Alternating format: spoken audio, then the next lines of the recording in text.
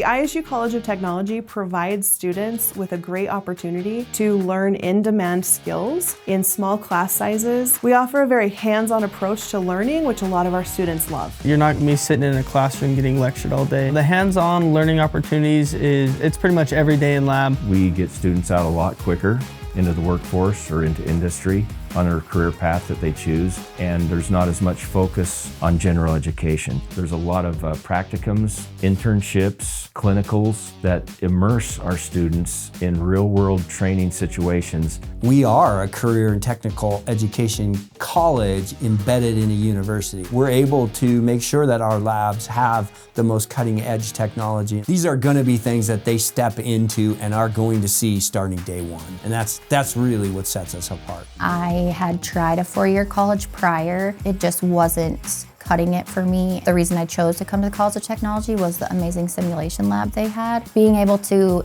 be in an environment where you would potentially be in a job, such as in a hospital or in an ER, you're learning what you need to know, not just taking credentials and stuff that you don't necessarily need.